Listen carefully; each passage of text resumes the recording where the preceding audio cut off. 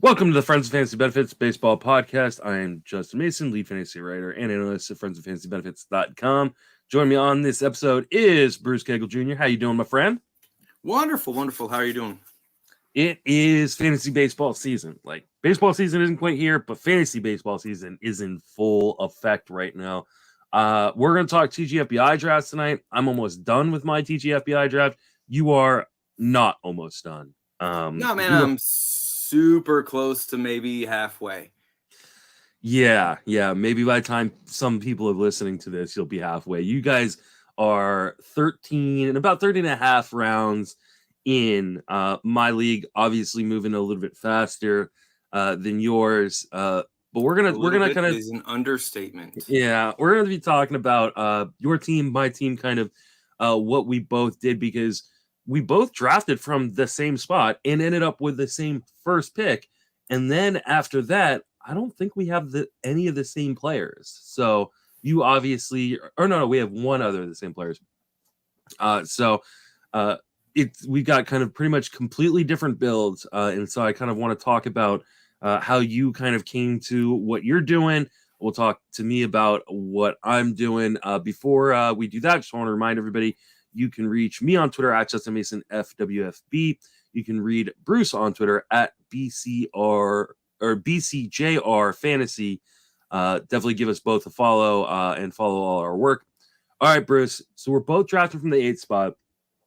We both go with Shohei Ohtani to start off our draft. Why don't you talk to me a little bit about why you went Ohtani at 8? Well, to me, it was an easy pick. When I ran KDS, I think I had 8 number 1. And I got the second KDS pick. So that was easy for me. Honestly, Ohtani's he's the man. You got a top, 10 hitter there and a top, 10 pitcher as like one guy. I can figure out how to use that throughout the year. He's so valuable. And I personally don't understand why he's going 8.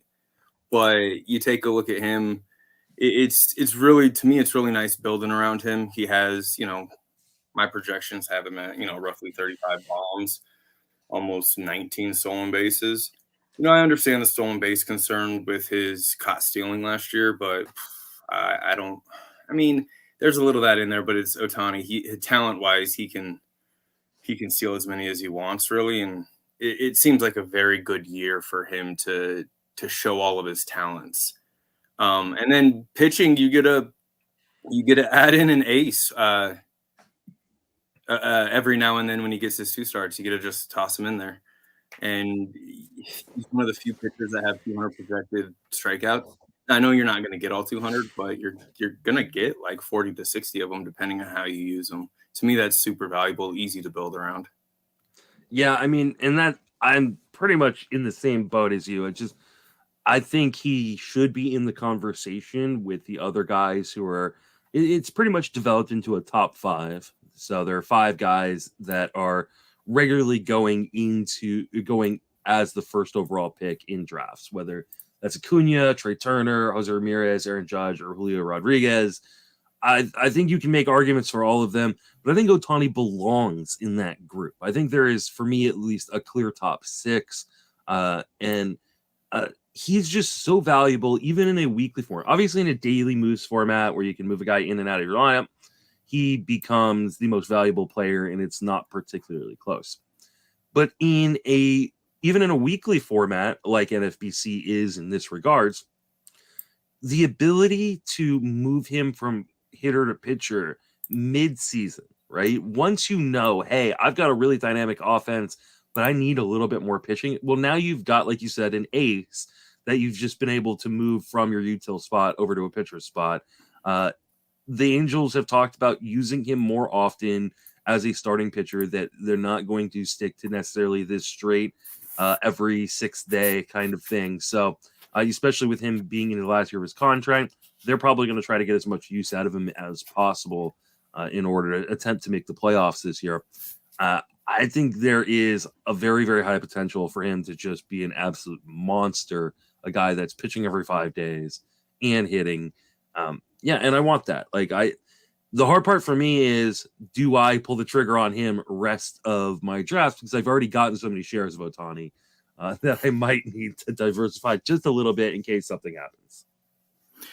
I mean, yeah, I think that also depends on draft position in some of these snake drafts you have coming up, because you're just not going to get him in some of those spots.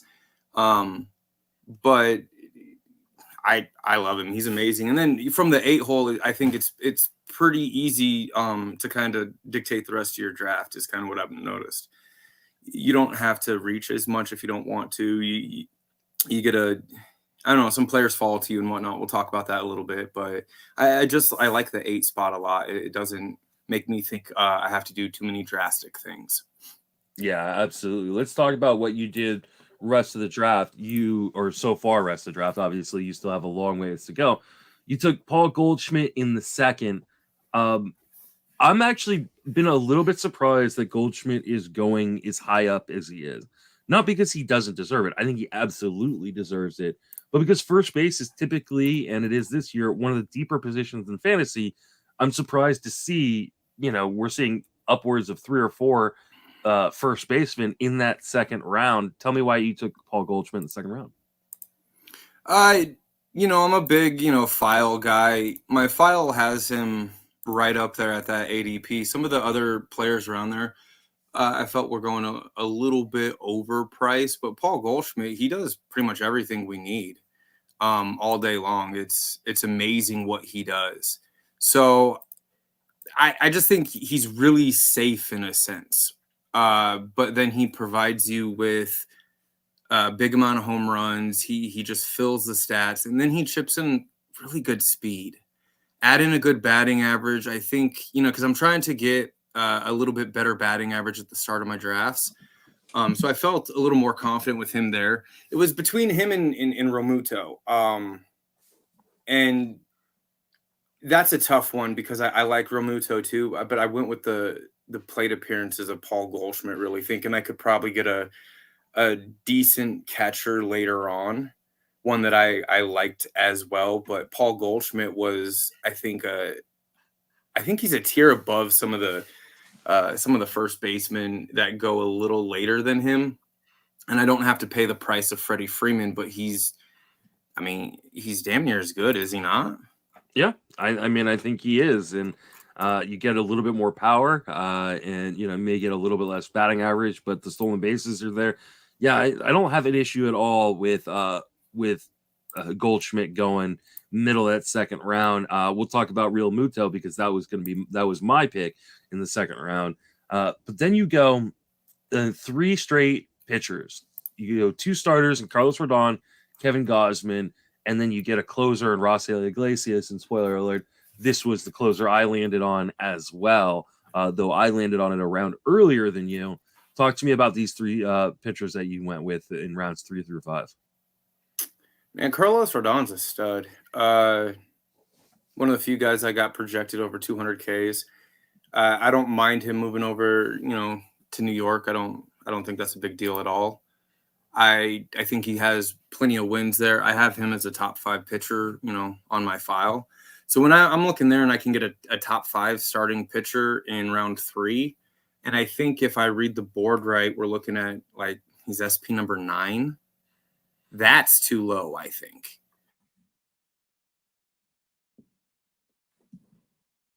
A legitimate SP1. Gausman, he's borderline SP1, if not an SP1, or he's a high-end number 2, which that's what I want out of that pick. And I get him in the 4th round after guys like Wheeler, Bieber, Castillo, Scherzer, DeGrom, and so Gausman's perfect in that spot. And I know since I didn't grab a starting pitcher in the first 2 rounds, I got to kind of double up there if I get the opportunity. So getting 2 aces, or at least 1 ace and then top end on number 2, easy. I think Iglesias actually fell to me at 68. I think I might have had the max on him in TGFBI. Let me look up real quick. 71 was the max, and I took him 68. So it was really late. I don't think he probably should be going that late. My file has some of those mid bottom tier closers, or not bottom, mid closers right before they're elite, maybe top end. They're a little overpriced right now, but you need saves if you want to compete in the overall, right? You can't just punt it. And so since he fell down to that pick, it's not as much of an overpay in my file, but I need the saves, elite closer, lock it in there. That to me is an easy start for my whole entire team. I got power, I got some speed, I got average, I got saves, I got Ks, I got ERA, I got whip, I got wins, I got some innings. So I can go anywhere the next set of picks from there. Yeah, I mean, I like it a lot. Like I said, I took Iglesias as well, and I took him in the 4th round. So you got a whole round of discount off of the price that I paid. I've got no problem with Rodon or Gausman going where you got them. I think they're both really, really strong starting pitchers. I agree with you. I don't think Rodon is going to face the same kind of issues that maybe other pitchers face in New York, mostly because he's left-handed and he does such a good job striking guys out, protects them from that short porch. Only gave up 2 home runs to left-handed hitters last year. So short porch in New York's not going to be an issue for him at all. I think the only question on him is health, and that's why I really like you pairing him with a Kevin Gausman, right? Like, you know, a guy like Rodon, like the only way he's going to have issues is if he gets hurt again, which, you know, he probably has a little bit higher injury risk than other starters, but he's been healthy the last 2 years. Good pairing. You then move from 6, we'll go 6 through 10. You go Dansby Swanson, you go all hitters. Dansby Swanson, Tyler O'Neill, Sean Murphy, Nick Castellanos, Jorge Polanco. Why'd you load up on so much offense in these rounds? Well, because I just went 3 pitchers back to, in a row. And so I don't think you can just, I don't know, you got to go back to offense at that point. I have suffice pitching, I think, right there, in my opinion. I think, like I said, 7 to 8 pitchers have 200 Ks projected or something like that. I have here, 12 pitchers, 200 Ks I have projected. And ironically, I got 3 of them.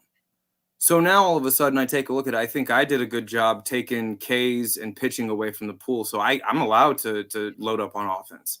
And then I think some of these guys fell to me. Dansby Swanson fell to me in this. So that's another thing when I look at it. And plus, Dansby Swanson's he's awesome. Give me that all day long. He fits everything I need. Give me more speed.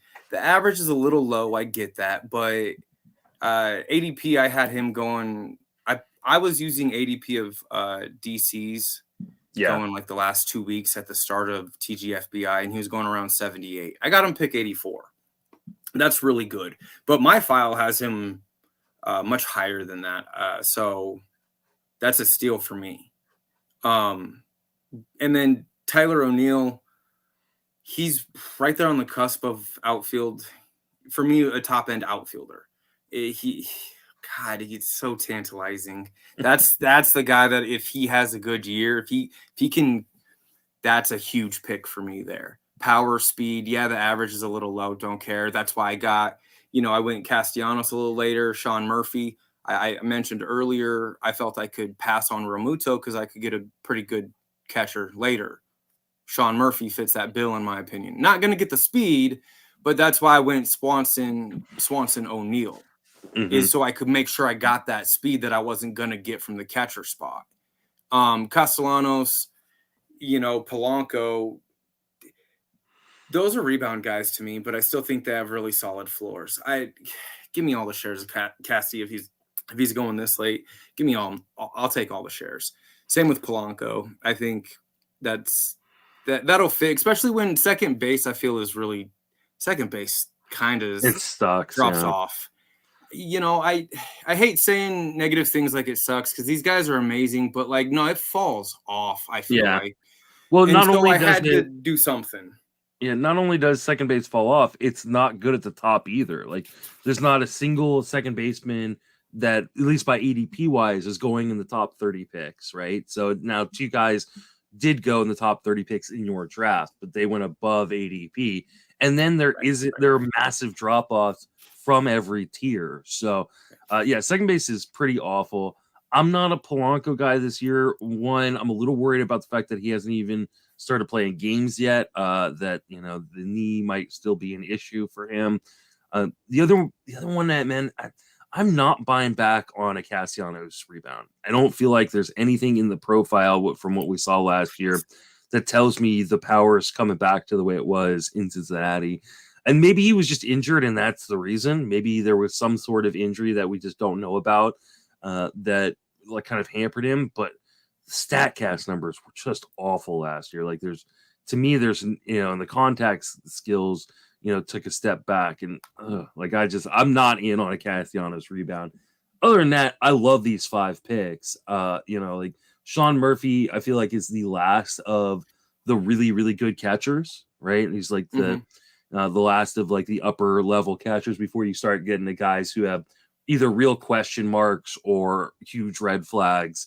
And like as much as I haven't gotten Tyler O'Neill, if he's healthy, he could be an absolute beast. I think people are ignoring the fact that like he made some real changes to his contact profile while not losing the power. Plus, he has that kind of sneaky speed component. And the most important thing with a guy like Tyler O'Neill, even though he is streaky, he will not lose playing time because he's a great defender. So he's going to stay in the lineup every day as long as he's healthy because his defense is so good, which allows him to kind of work through any sort of ups and downs that he has. And he'll have ups and downs. He's that kind of guy. But I think end of year stat line Tyler is going to be really nice for Tyler O'Neill. Can I gush about Tyler O'Neill for just a little Absolutely. bit? All right, so check it. You get 14 homers and 14 stolen bases in under 100 games last year. Yeah. I get it, injury, but I mean, he's 27, coming into like peak power prime time. This is a guy that hit 34 homers in 2021 and stole 15, hitting 286. This is ridiculous. I mean, yes, he had an 18% barrel rate in 2021, and it was only 11% last year. Only 11% is awesome. I'll take it all day. If, a lot of other players, when they drop their strikeout percentage by 5 percentage points, we'd actually be like, oh my God, he walked 2% more too. That's a really big difference when you take a look at being, kind of selectiveness at the plate.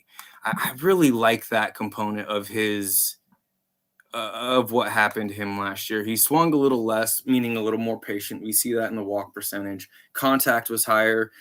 Zone contact was higher. O contact was higher, and not by a little bit. We're talking 5 percentage points on each of them. Swinging strike rate plummeted 4%.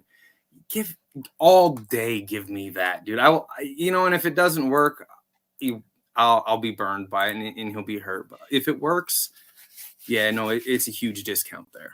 No, I mean we're talking about a guy that for his career has been like a 77% zone contact guy. For reference, 84% is typically league average. So 77 is really, really bad, right? Like he is not good at making contact inside of the zone, which is not something you want to see from a guy, right? So last year he deals with the injuries, but inside of that kind of injury-plagued season, we saw a massive change in his ability to make contact. He got his zone contact rate up to 82%. That's almost league average. Now you're talking about a guy with really, really good power who's now making contact at almost a league average rate and steals bases. He could easily be a top 10 to 15 outfielder, and it would not surprise me at all if he stays healthy. The question is, can he stay healthy? Can he stay on the field? Can he keep those contact gains that we saw in the shortened, kind of stint for him last year? I think at that price, that's a worthy gamble. Yep, totally agree. All right, let's finish out the what you've drafted so far with rounds 11 through 13. You're almost up in the 14th round. Doesn't seem like we're gonna get a pick from you tonight, more than likely. But round 11, you took Pablo Lopez. Round 12, you took Chris Bassett. Round 13, you took Paul Sewald. So let's start with the two starters. I'm not a big proponent of Lopez, but I like the fact that you paired him with a really safe guy in Chris Bassett. Talk to me about these two starters. I mean, it's mirroring what happened in rounds 3, 4, and 5 for me. You just two solid pitchers go right there, and it's kind of draft dependent too. Looking at ADP, I had a really big feeling that the guys, Jeffrey Springs, Drew Rasmussen, Bassett, Jordan Montgomery, Pablo Lopez, those are all guys I was looking for in that 11-12 range. And so when Jordan Montgomery went the pick before me in round 11, that's kind of like indicator like, hey, okay, pitching's going to go. You know it's going to go. I also took, 5 straight hitters before that? Yeah. I also need to take pitching before it falls off the cliff as well. Because then if I don't take pitching now, I ruin all of my work that I did with the top 3 picks. I mean, my top 3 pitchers of Rodon, Gausman, and Iglesias. If I don't start taking pitching again, I ruin all of it because my ratios will then plummet. My strikeouts will plummet. My wins will plummet. It'll all kind of suck. And Sewald, I mean, the second closers are tough this year. I mean, really, I think the goal is to get one legitimate closer, and try not to overpay for a good second one if you can. It's going to be hard. It was a toss-up between him and Munoz. But I think Sewald's going to get more saves potentially. But I got Munoz other places as well. Munoz is just so good. So damn good. And so I love ratios. I love Ks. I love elite pitching. But then I need saves. So I kind of felt if I could grab Sewald and he grabs me another 20 saves this year, I could work that with Iglesias in the free agency. Yeah, I mean, as far as Sewald goes, I agree. I think, yes, Munoz is the more quote-unquote talented guy. I think Sewald probably still leads that team in saves. And at worst, I think they're sharing the role probably close to 50-50 or, 45-45 and another 10%, 10% gets sprinkled around the team. So I agree with you. Like, I don't have a problem with Sewald pick at all. My only concern with Lopez is health. I just don't know if he's going to be able to stay healthy for another full season. The fact that Miami gave him up for just Luis Ariz and added a prospect in to get Luis Ariz, to me is like, oh, okay, they don't value him as much as I would have valued him. So that's a little bit of a red flag for me. Chris Bassett, I think he's pretty safe. I do worry a little bit about playing on that turf and the amount of ground balls he gets. But I think this is a pretty nice kind of 1, 2, 3 picks to add to your pitching in 11 through 13. I mean, they're not really, sexy names or anything. The whole staff together, Rodon, Gausman, Lopez, Bassett, and then Iglesias, Sewald so far. I don't think it's going to shock you when you hear it on paper, but I think you see what I'm going for there. Even if Lopez doesn't repeat what he did last year, I do think he's going to be, decent enough with Bassett, Gausman, and Rodon. Together, that makes a pretty good 4, I feel like. With the 2 closers, I'm set to, not start the year or 100, but I feel pretty confident right there with those guys. I like my balance I have. I didn't kill my ratios. I got Ks, I got wins, I got saves. So I'm very confident with that squad right there. Yeah, I like it a lot. It's a really, really good start. I'm interested to see how you kind of finish it out. I obviously don't want to give away what you're going to do in case, exactly. But give me a general idea, like, hey, I've got, this is my general plan of attack for the back half of the draft. I mean, I think it's kind of the same as the front half. It's just to stay patient, stay balanced. I don't, I have a lot of time to analyze ADP, analyze drafts, analyze what's happened recently. So I need to use that to my advantage. I just need to, that's what's been working for me so far. And so I'm gonna stick to that. Fill out the rest of the team. I'm pretty much set everywhere, so I can, start. I just filling out places I need to. But yeah, no, that's the general idea. It's nothing too. I'm not too crazy of a drafter in that sense. I'm not gonna start going crazy and picking some prospects or anything like that. But just see what kind of comes my way. Being in the middle of the draft kind of allows me that luxury. Yeah. All right, so let's move on to my draft. Again, I start Ohtani from the 8th pick, and let's talk about the first 3 rounds. instead of going, Goldschmidt went a pick before I had a chance to pick him. I wasn't picking him anyways. I had my kind of guy set, unless somebody crazy fell to me in the second round. I was pretty sure I was taking JT Realmuto. In the third round, I got my target again. So pretty much starting off exactly how I wanted to start off, which was 3 straight hitters, getting power, getting speed, and I get a Randy Rosarena in the third round. What do you think about these first 3 picks? Shohei Ohtani, JT Realmuto, and then Randy Rosarena. Yeah, no, I love all of them. I am a big Rosarena fan. Let me see where he went in mine. I think he went. Where did he go? He went to the back part of the third round, the team 13. Yeah, he did. So I mean, if he would have been there in the fourth, I'd had to consider him. I didn't think he was going to make it, but I love Randy Rosarena. He's amazing. The speed, I think, is going to definitely help you in that sense. You started off with amazing speed, Ohtani, Realmuto, Rosarena.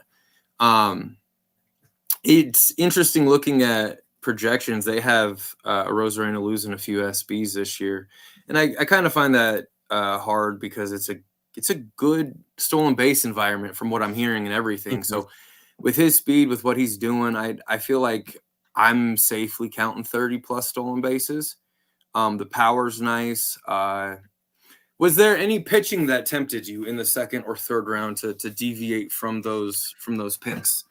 So I was absolutely praying that a guy like Cole or Burns might make it to me in the second round. I've seen some drafts where that happens. Yep. They didn't even make it out of the first in mine. Cole went right before Goldschmidt in mine to me. Right before the pick before. Cole and Burns both went the 2 picks before you and yours. I mean, you had pretty much like a 66% chance one of them was going to be there, and neither of them were. But I was praying one of them would make it to me. But I knew if neither of them made it to me in the second, there was probably no way I was taking a starting pitcher in the second round. I love the advantage that a guy like Realmuto gives you. In terms of like just an advantage over the rest of the catching pool. So I was a little bit tempted if for some reason Realmuto had gone prior to my pick.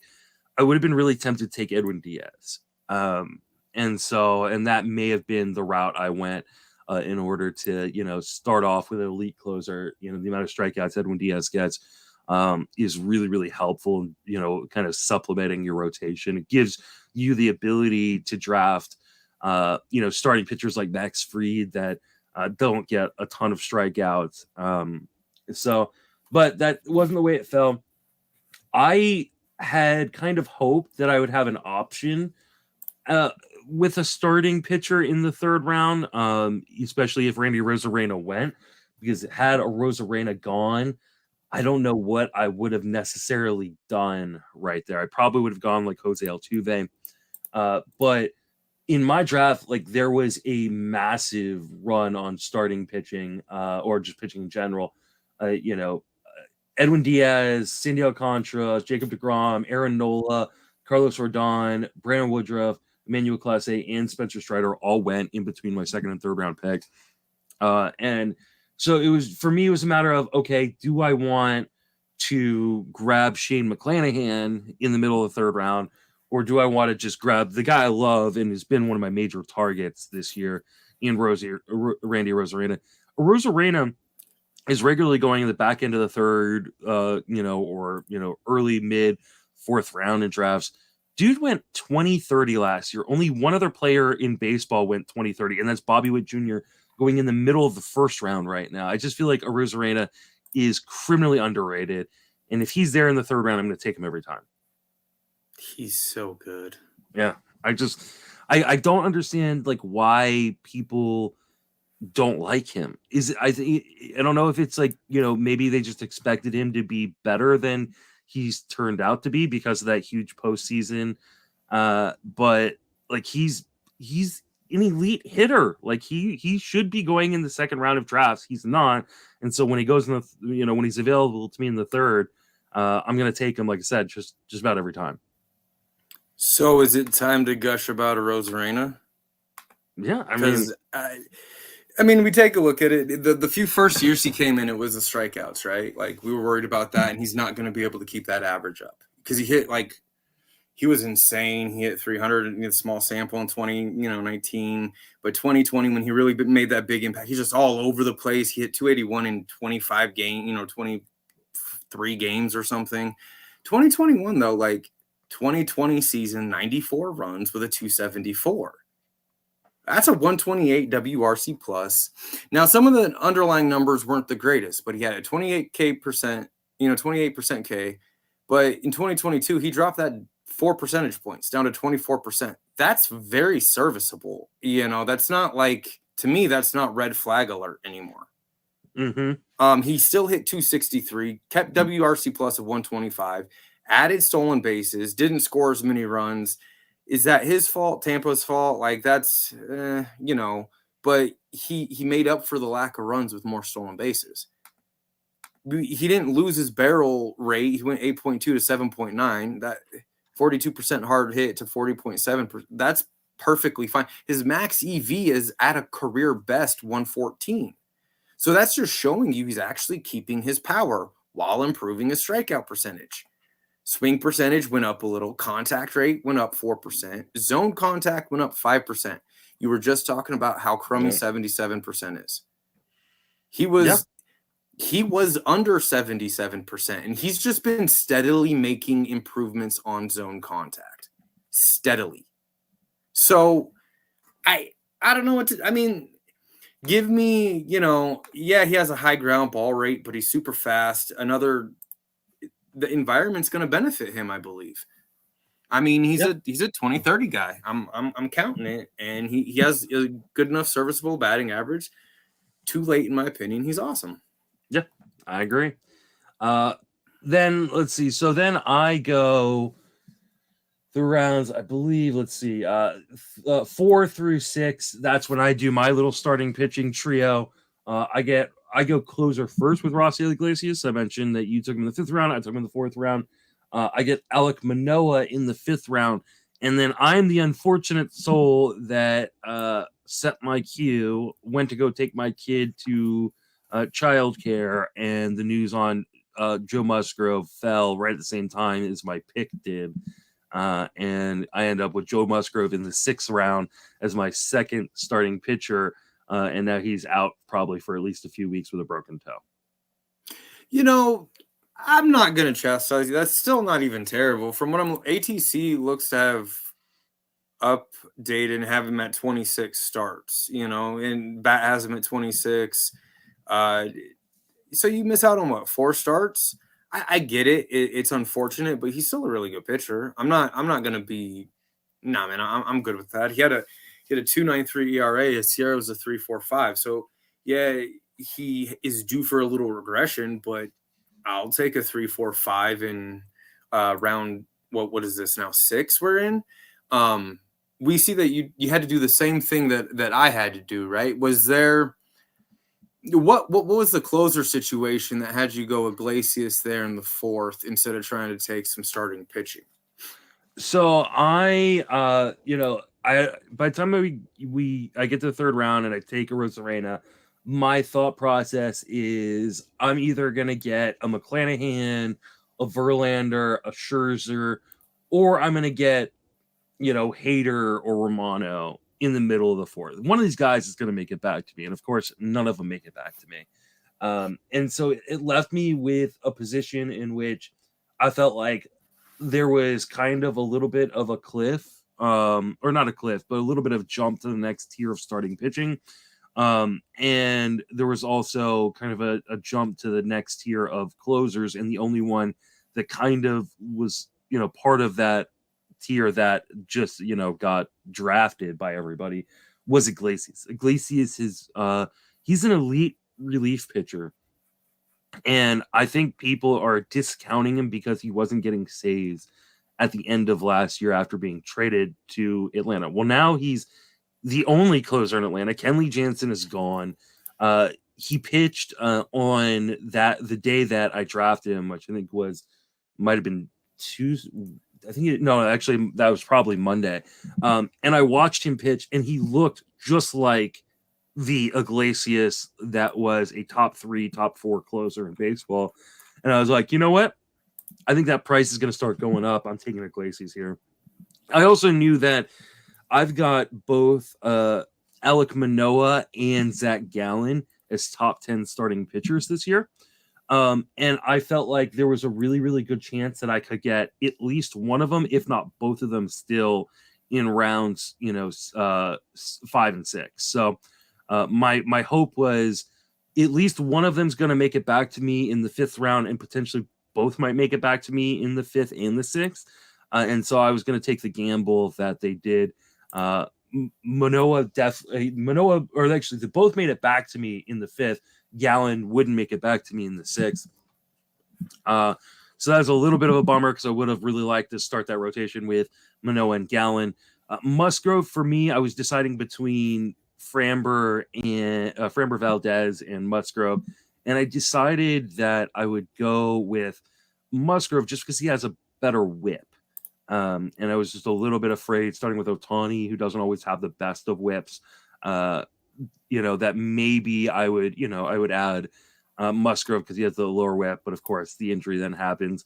It sounds like he may only miss 2 or 3 starts, so that's actually better than I first thought. After I made the pick and I adjusted my projections on him, I took off about 25 innings, and I think I'm only going to have to take off like 16 or 17 innings. So that's not too bad. It's still, with the rest of my team, we're going to talk about here in a minute.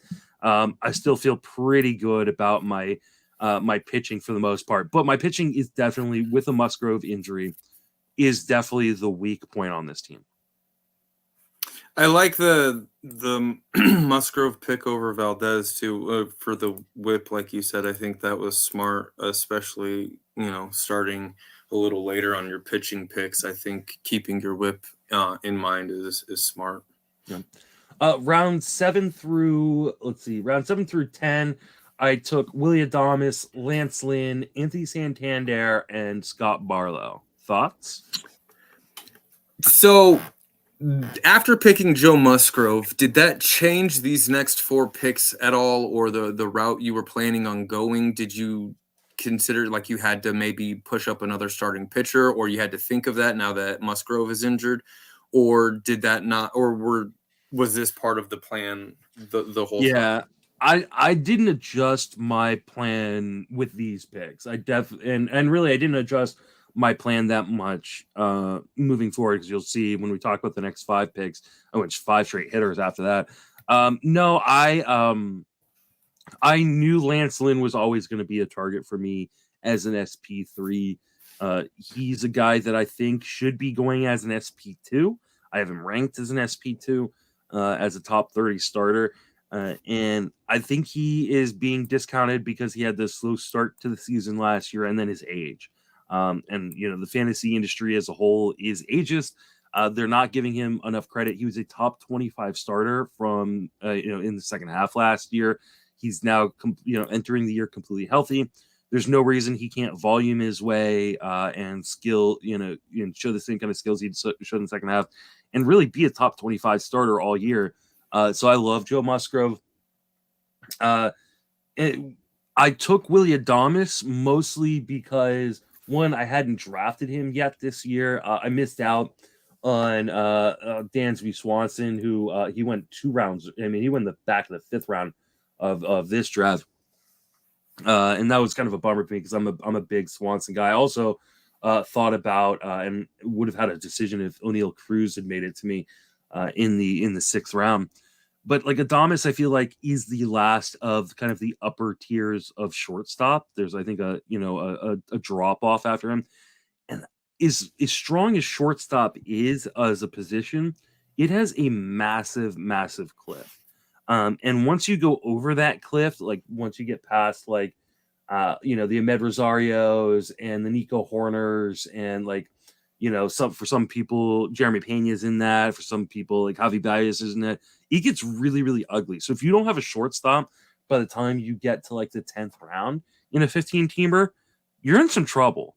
There are some guys who are somewhat interesting, but not ones that I want to be starting week in and week out at shortstop. So and I've made that mistake in some draft champions this year where I was like, oh, shortstop deep, I can push shortstop, and then I'm starting CJ Abrams or Ezekiel Tovar as my starting shortstop all year. And while I like those guys, I prefer those guys as like my MI, not as my starting shortstop.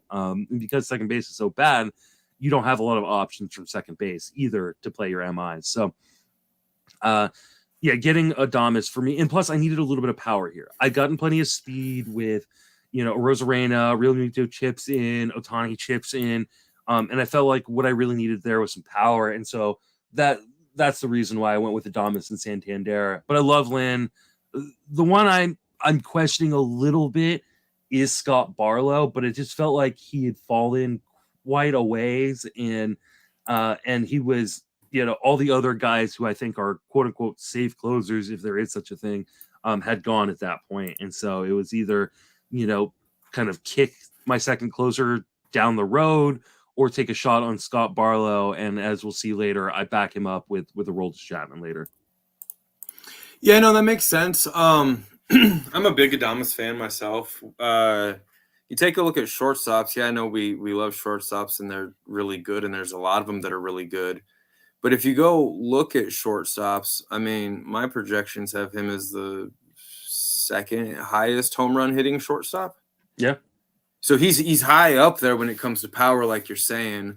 A little lower on the average, okay, but he still chips in, enough runs, enough RBI, enough stolen base. You take a look at Willie Adames the last 2 years, we're talking 279 games with 56 homers. So 139 and a half games a year with 28 bombs. I'll take that. That's very nice there at shortstop. I like what you did there. Santander's kind of the next thing. You could afford a little less speed from a guy like Santander, because we're not really going to get a ton from him, right? No, he's not. Yeah, I mean, I'd be surprised if he steals 2 this year. Right. And so he's one of those we might even just, chalk up as a 0 speed guy. And but when you take a look how you started with Otani, Ramuto, or Rosarena with Adames, you're okay to take a zero speed guy there. I think that gives you, 30 home runs. I love Santander. Yeah, especially because one of the things I've noticed in these 15-team drafts is, it used to be like, oh, I can wait on power. You can get power later. You can't really get power really well later. Like, there are a couple guys that, like, hey, the Adam Duvals of the world that might be able to give you 30 home runs, but he's going to come at huge deficits to other categories, especially stolen bases and average. And I don't want to have these major deficits in other categories when I'm drafting. I want to try to stay as balanced as possible. So getting a guy like Santander, and we'll talk about the other guy I picked up who's somewhat similar at a different position to him here in a second, just was kind of a must for me. Yeah, no, I like him, and I think your Scott Barlow is kind of similar to my Paul Sewald pick. I was just trying personally to push my second close, but I can see what you're doing there as well. I'm not going to pick Scott Barlow, but I see what you're doing. Well, and I think the only reason I can get away with it a little bit is because I don't think Kansas City's sharing the job between Barlow and Chapman. I think one of the guys will be the guy, and I think I'll know pretty quickly. I'll know within the first 2 weeks whether or not I can drop, either Barlow or Chapman and just ride with the other one. So that was kind of the plan. Like, hey, I'm going to need to push up Aroldis Chapman maybe around later on in the draft to make sure I've got the handcuff in this situation. It's not something I really like to do because I'd much rather get, a second established guy. And I'd really kind of hope that Alexis Diaz was going to make it to me in that 10th round. But given how quickly the closers went in this draft, it was okay with me. So the next 5 rounds 11 through 15, I take CJ Cron, Jonathan India, Cody Bellinger, Jordan Walker, and Josh Young. 5 straight hitters, really loaded up on offense. What are your thoughts? CJ Cron, we see the same thing there. Kind of Santander, another, roughly 0 speed guy that gives us a lot of power, good batting average, and I have a feeling you're gonna try to maximize all the road you can with him. So personally, I see your aspect, your avenue with that. And if I'm looking, you needed a first baseman, so I don't think it's hard to just plug and play him. Even if you have to play him on the road, I still think you plug and play him. He's that good of a hitter. I mean, this is a dude that played in Detroit and will bomb it into center field. I mean, he has power everywhere. It's going to be streaky on the road. He'll hit you some bombs. But I like him at first. India, Bellinger, Walker, and Young. Now that one to me, that's where it kind of gets a little dicey. And I know your love on Jordan Walker. That's an opening day roster thing, though, right? He has to make opening day roster. Or what are your thoughts on that? No, I mean, at this price, I don't think he does. If we find out in a few weeks, like let's say we find out in about 2 weeks that he's making the opening day roster, he's going to be a 4th round pick. Like he's going to be a 4th, 5th round pick. People are going to be drafting the same place they were drafting Julio Rodriguez after they announced him. I think at this point, he's still, he's going a little bit earlier than maybe he should be, considering we don't know if he's going to make the opening day roster. But like he's going to be up early. Like he is dominating in spring right now. Like he looks amazing. He's going to be up early. And my goal was, because I did this in another league recently where I drafted him around this spot. And then the other third baseman I got was Ryan McMahon. And that was a mistake. Because while I like Ryan McMahon a lot, the Rockies tend to play a lot of road games early on the season because they don't want to risk the weather in Colorado, postponing too many games. And you don't want to play McMahon on the road as much as you want to play him at home. And so that becomes more difficult if Jordan Walker doesn't make the team, because now you're forced to play Ryan McMahon. And so pairing him with Josh Young, I can play Young early on in the season. And then once Walker comes in, Walker becomes kind of my everyday third baseman, and I can kind of pick and choose my spots with guys like Young. So yeah, no, I don't have any problem. I was actually pleasantly surprised he even made it to me in the 14th round, Jordan Walker. So I'm totally on board with him right now. No, and that's fine. I mean, for me, I think that may be a leak I have in my game where I'm not going to potentially look at that. He's amazing. He's so damn good. He deserves to play. But then I have to put my faith in the front offices and the teams are going to do the right thing, make him play, make the right job. I can't fall for that anymore. So for me, it's really tough taking him not knowing he has that spot, and then knowing, like, where does he play in the outfield? Who is he? I mean, I think that what it's going to come down to. Is he taking the DH? What is that? What's going on there? How does he get playing time? That's my thing that I saw. Where's he fitting in? Yeah, I mean, I think where he gets playing time is, I don't know that Dylan Carlson's making this team.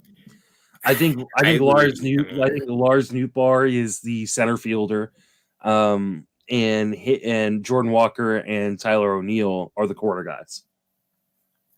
I think that's ideally right. Like, yeah, if you want to win, and if you take a look at this team, they should want to win. So like, you may have, like you said, that may be a hell of a pick, and if that's the case, then that's skyrocketing part of this team, because he's gonna ball out. Like, he's gonna be really good.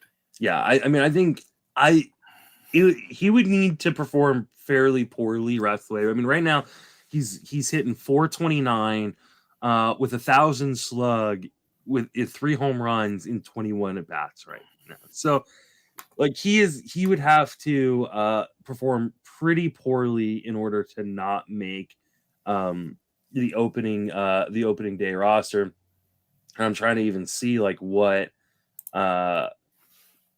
Carlson has done so far in spring training. Has he even played? I'm not, for some reason, it's not showing me Carlson's spring training numbers. But I mean, Carlson, I know he's played because I watched him play the other day. Carlson is just not good. And like, I think if Carlson didn't have the prospect hype from a few years ago, people would have already moved on from him. But he doesn't have the power to play, I think, at the major league level. And I think he really needs to go back to the minors and retool things.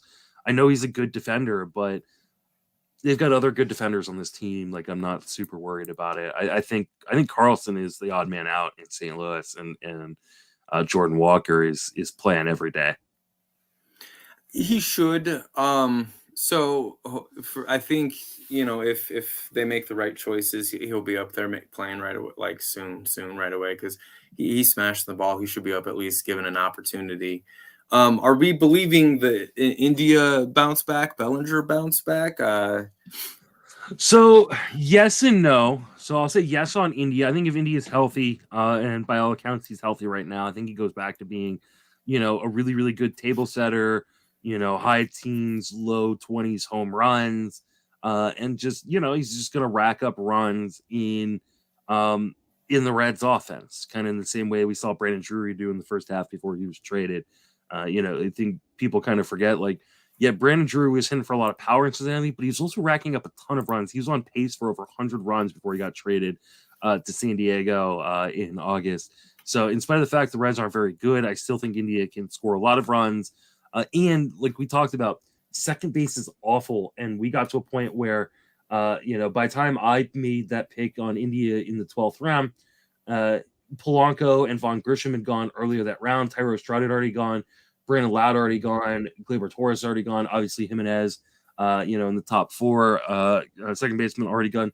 Like, if I don't take India there, I'm having to, plug in Jeff McNeil or Kettle Marte or Whit Merrifield or Bryson Stott. Like, the drop off is massive at second base after pick 150, and I was not willing to mess around with it. I really do like India as a bounce back guy. Like, I think he can hit for a decent average, score a lot of runs, not be a zero in power. So I'm here for the kind of India bounce back. Cody Bellinger is a gamble. And he's a guy that I have faded for years. I have faded, pretty much, he won the MVP in 2019. I have faded him every year since. However, at some point the price becomes too good. And this is the point. And he has gone from being the guy I faded every year to the guy that I have on the majority of my teams so far this year.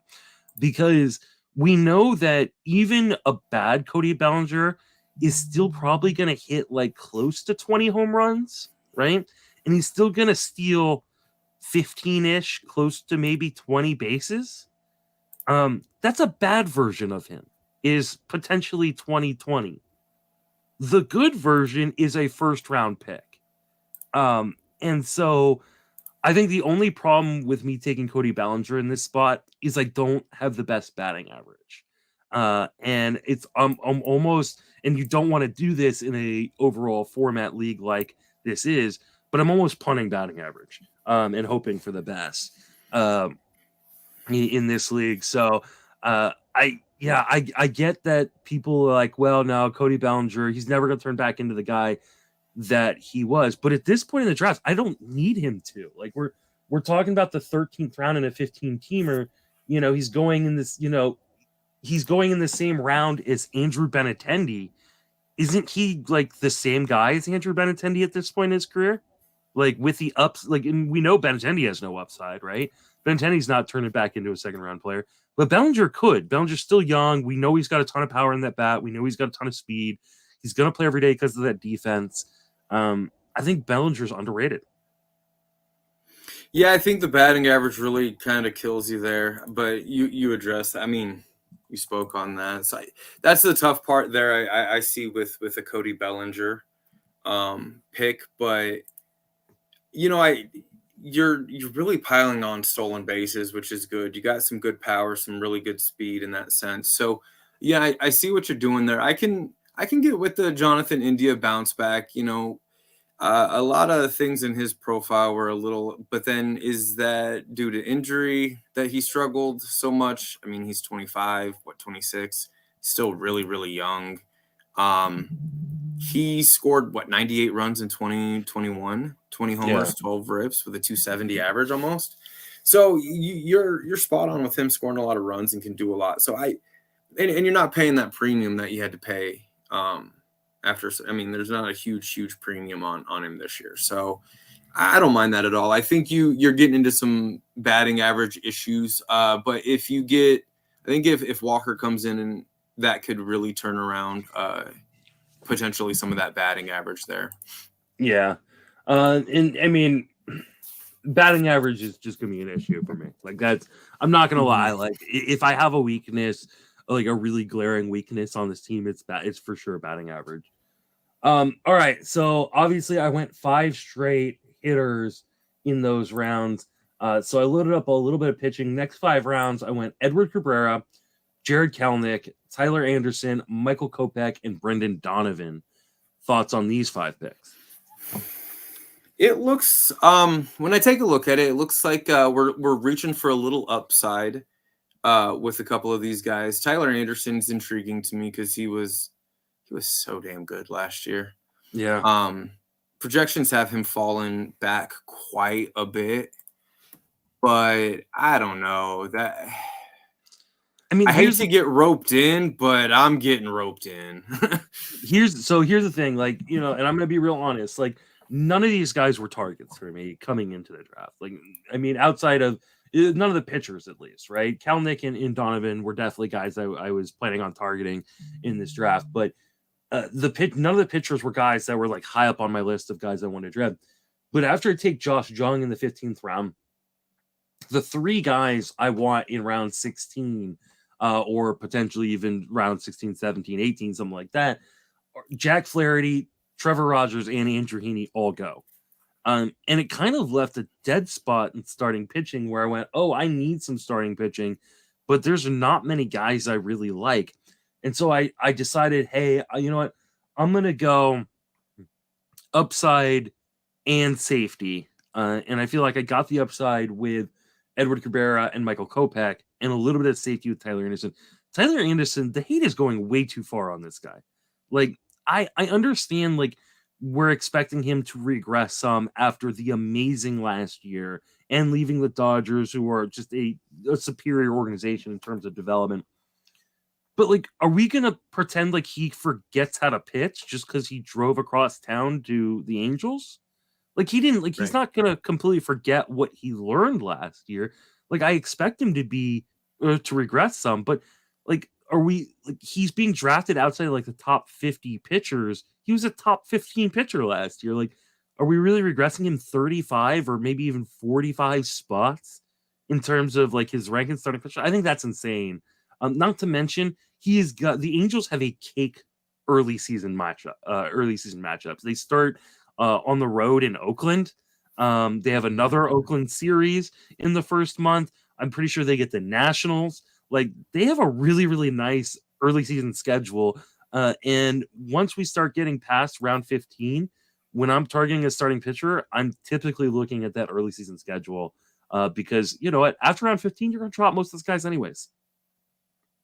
Yeah, no, and I think with Tyler Anderson, he did some good things last year, even though he overperformed. We all know he overperformed, but he cut his barrel percentage almost in half from 2021 to 2022.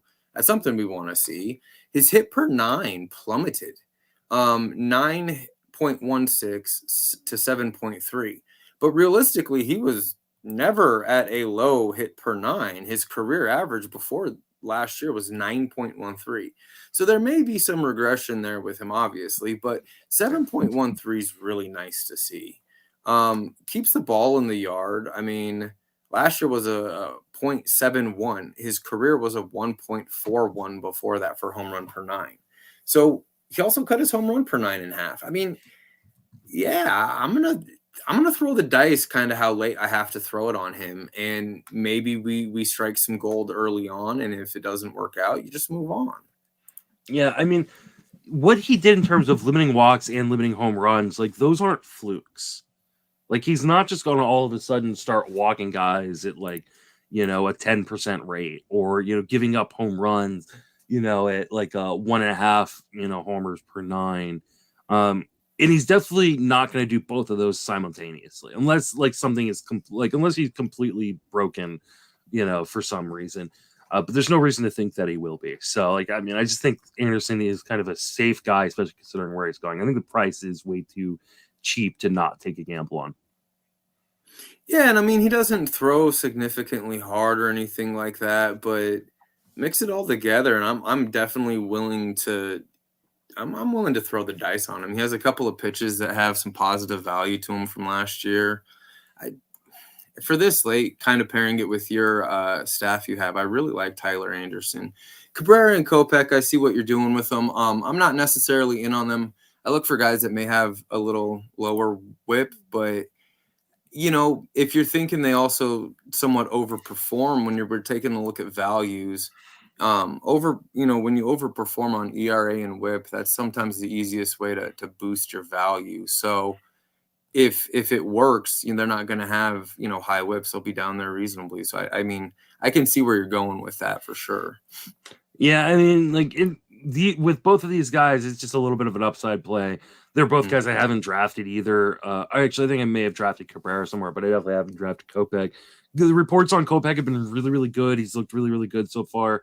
Reports wise in spring training, I'm really looking forward to seeing him get on the mound for a start. But Cabrera, I think he's got that fifth starter job wrapped up. I think it's just for him a matter of can he stay healthy, because he did finish the year on the IL last year. So moving on into, or do you want to talk about Kopech, or sorry, not Kopech, Kelenic and Brandon Donovan as well?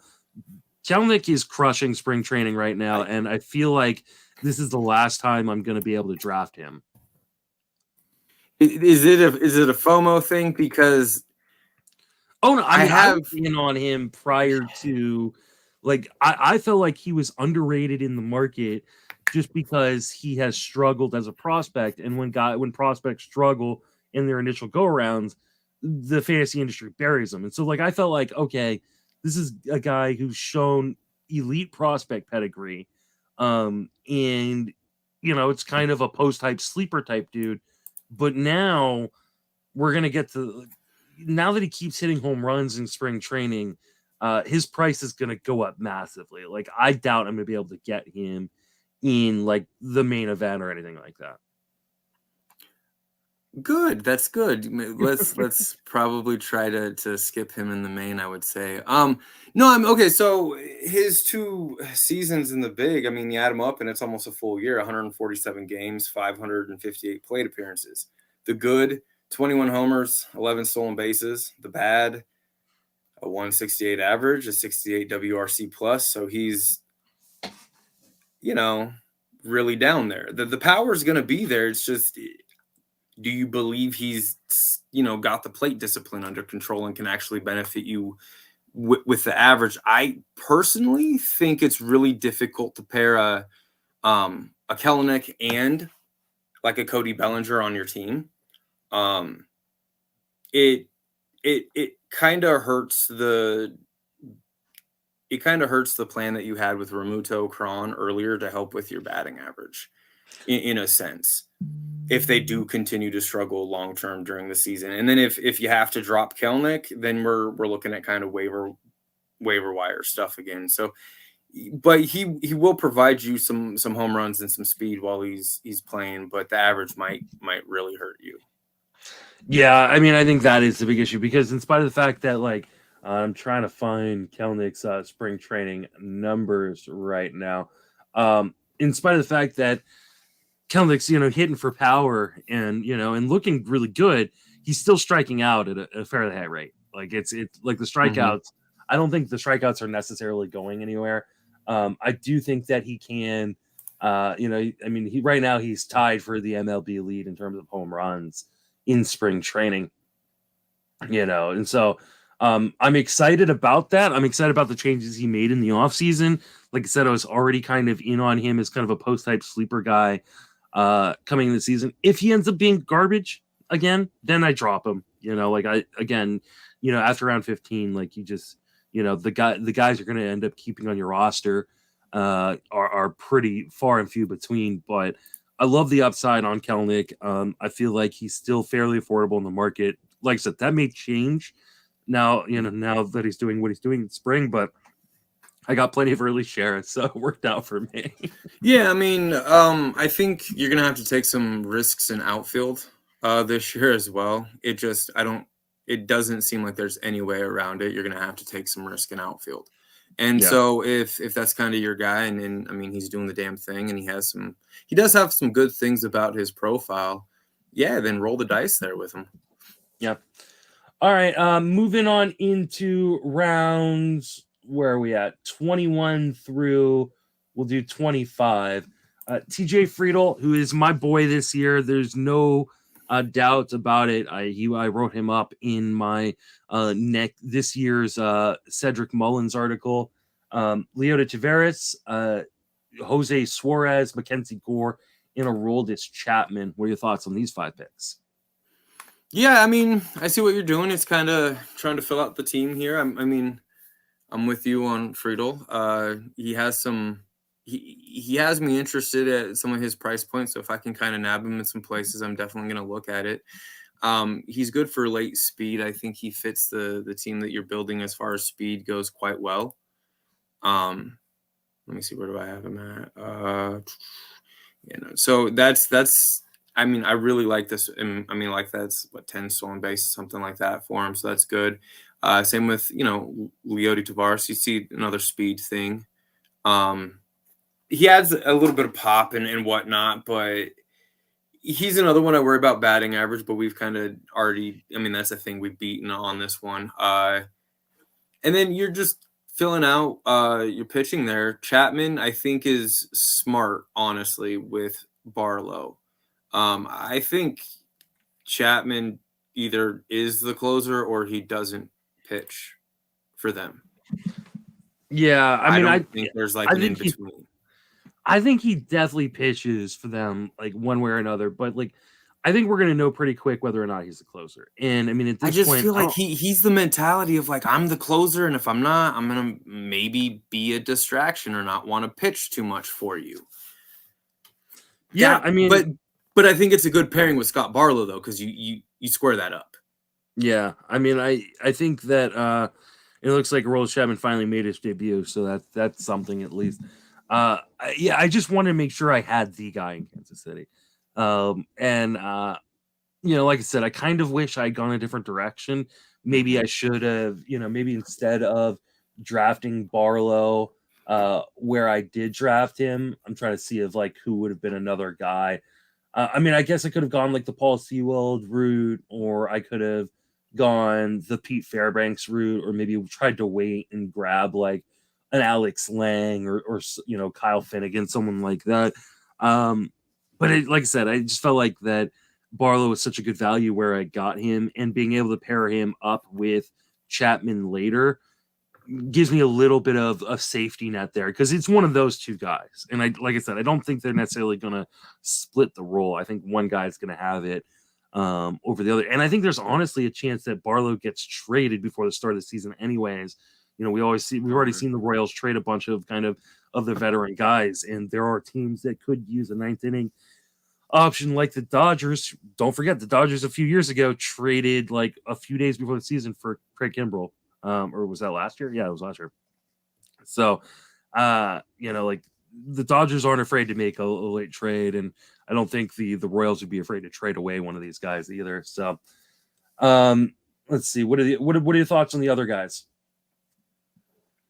Yeah, no, they're fine to me. I think it's similar. I mean, there's such upside with Gore. I think there's, Suarez himself, Jose Suarez. I think there's a little upside with him as well.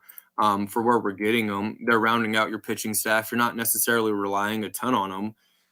Suarez had, if I'm looking at it, a 3.96 ERA, but a 3.91 SIERA. So that's not terrible for this late in the draft. He upped his K percentage. So there's some nice things there with him.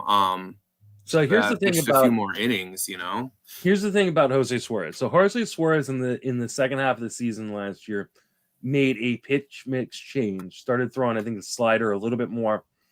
And in the second half, he had a 2.81 ERA, and was one of the better pitchers in all of baseball. 2.81 ERA, a 102 WHIP, a 3.41 xFIP. So like, I mean, this is a guy who made a real change in the second half to kind of sequence better, to mix his pitches better, and made massive improvements. And nobody is paying for it. Nobody is believing it. And I don't understand why. I feel like Jose Suarez, at least for me in this draft, is kind of the steal of draft. Love Jose Suarez.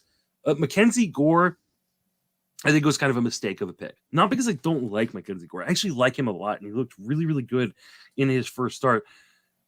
However, the Nationals do not have a good early season schedule. They go to Colorado. They're going to be playing Baltimore at home. I think they've got like the Phillies twice.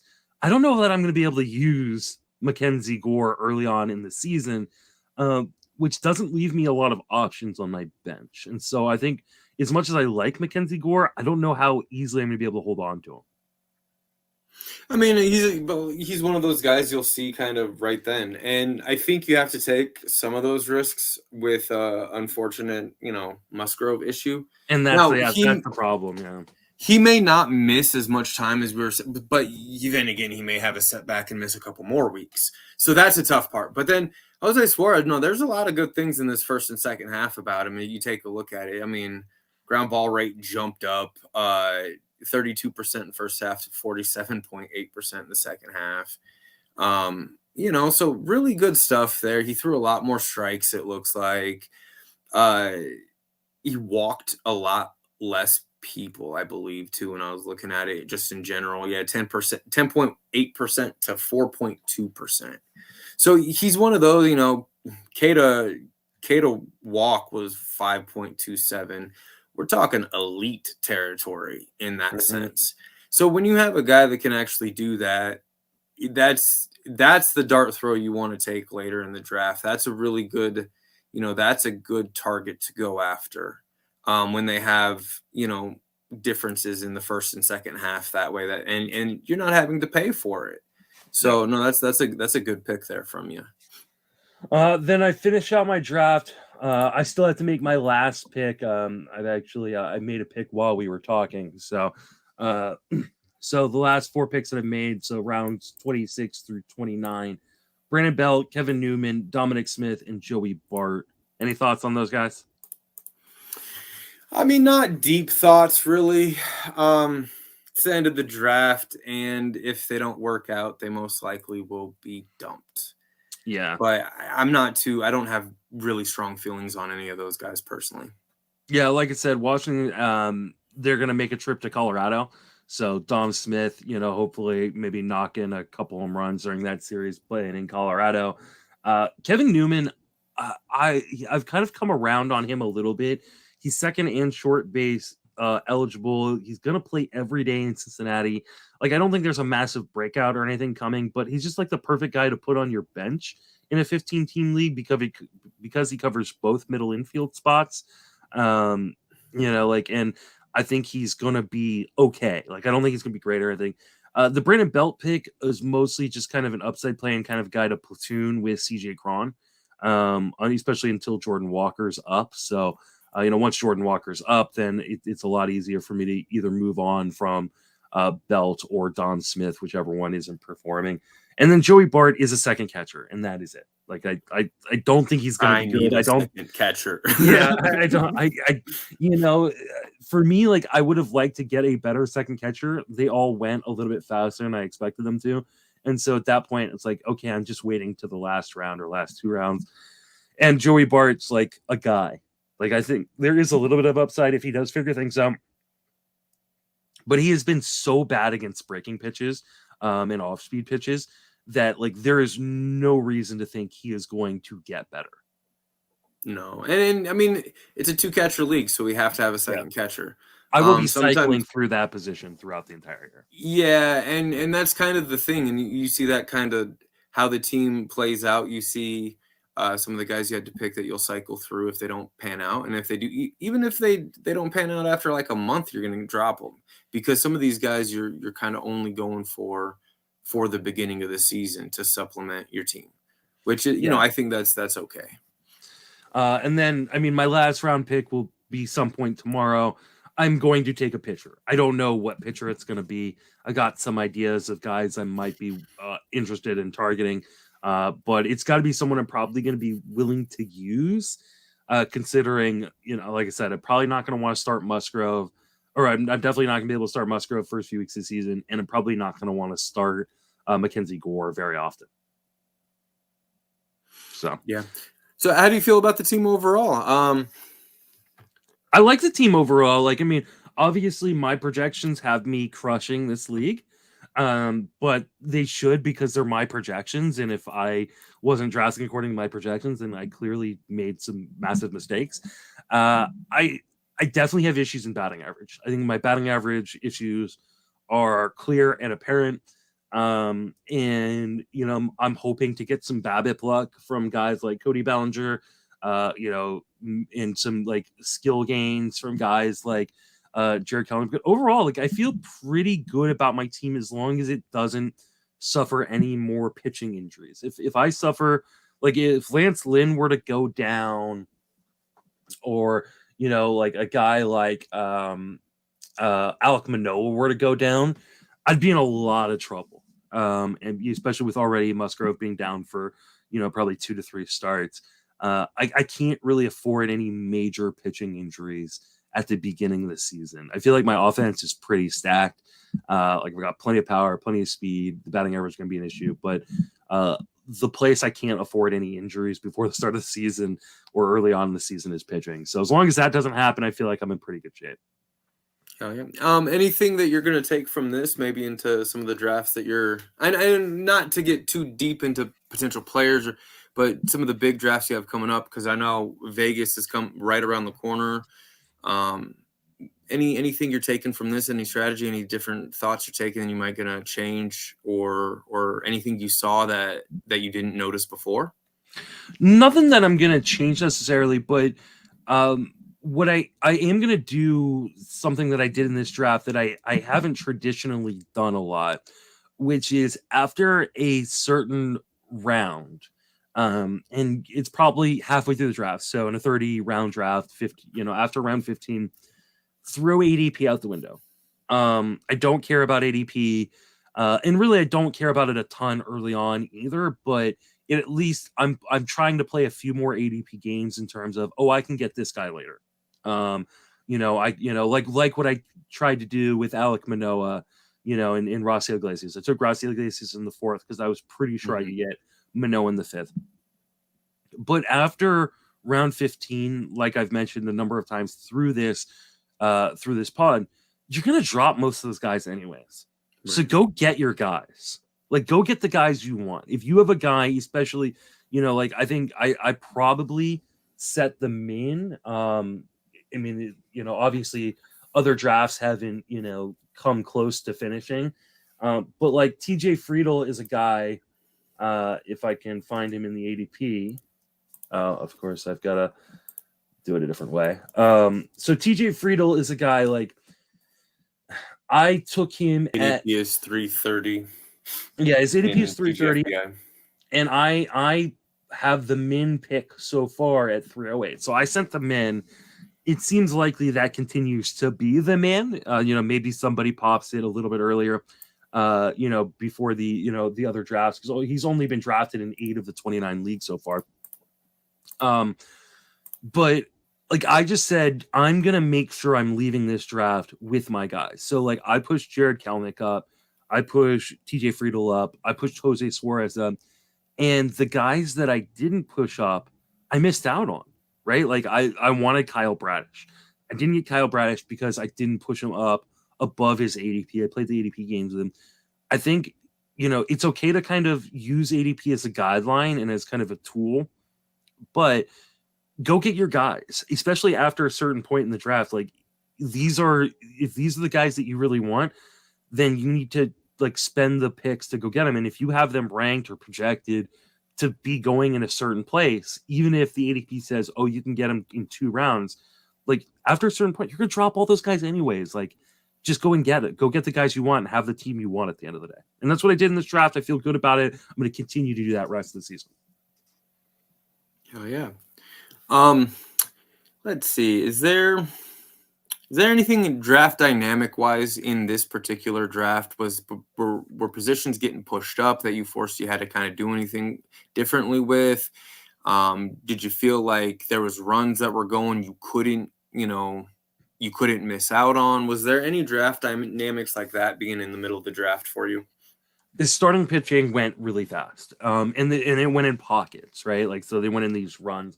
I saw it, huge in like the fourth, fifth rounds, where in between like rounds 4 and 5, I want to say there was probably about 22 22 pitchers went out of the 30 picks, both starters and relievers. So like, once the starting pitching starts to go early, it goes fast. And so don't think like, oh, I can wait till next round. If you see like 3 or 4 starting pitchers go in like a 5 or 6, pick span, you might want to jump into that run.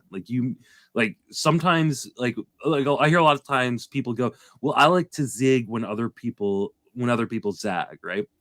That's totally fine, but you might get zagged right out of the league if you zag too much, because you still need pitching to succeed in these leagues. And we saw that again. For in my league, it was like rounds 22 through 24, like almost half the picks were starting pitching. And it left me, that's where Kyle Bradish went. Other guys like Ranger Suarez, and Taijuan Walker and Nick Martinez and Martin Perez and Alex Wood, Sean Manaea, like these guys like that I really wanted, all went. I saw it again in like rounds 14, 15 with like Kyle Finnegan and Trevor Rogers and Hunter Brown and Alex Cobb and Sean Manaea, like Andrew Heaney. Like, I missed out on some of these guys that I would have really liked to have on my team, because I was like, well, I played the ADP game a little bit too much. And after that point, that's when I was like, okay, I'm going to go make sure I get the guys I want to get. And so like, just be really smart about like, hey, these runs happen. And so like, don't think you can necessarily get your guy, especially late, get your guys. Oh, I'll get him in a round. I'll get him in 2 rounds.